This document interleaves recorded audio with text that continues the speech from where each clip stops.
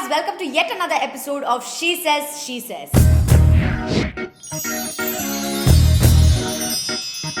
I'm Namita and I'm going to be digging my own grave today because I'm talking about yet another Ratnam film.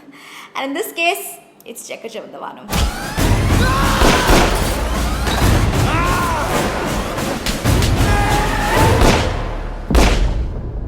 Okay, so I finally managed to watch this film, and as a female viewer, I could not help but feel some female things. So please pardon me. When I watched the trailer for this film, my first question was, what are these women going to do?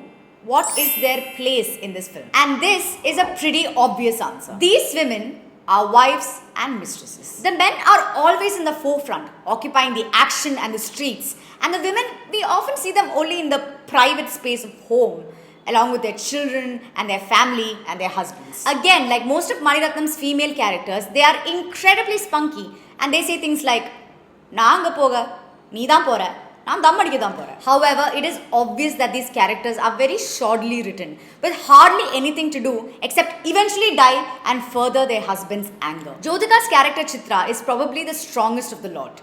For instance, there is this really beautiful scene in the second half of the film where Chitra sees the death of a very important character and continues to break down. This is a beautifully touching scene, and I just couldn't help but wonder, why aren't there more scenes like this in the entire film? In fact, I couldn't help but wonder, why aren't there more women like this in the film? Aditi Rao's character has more screen time in the trailer than in the film.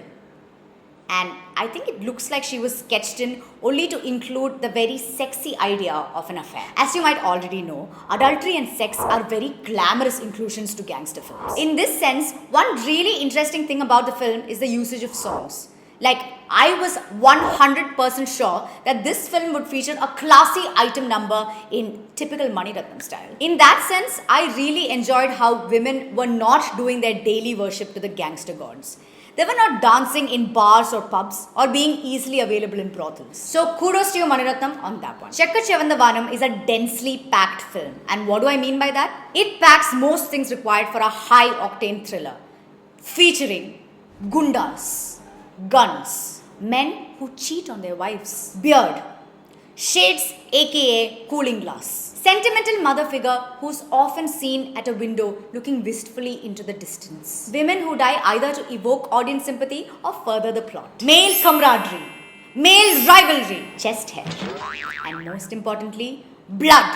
Lots and lots of blood. That being said, it is also true that this film is a great mix of class and mass, giving the audience a fun time admiring the men on screen. So what's the final word? Mani Ratnam does give us a really classy thriller which deviates from the typical imagery of women in this genre of films. However, it also does not break too many norms. The female characters are so sparsely developed that their tragedies hardly impact you.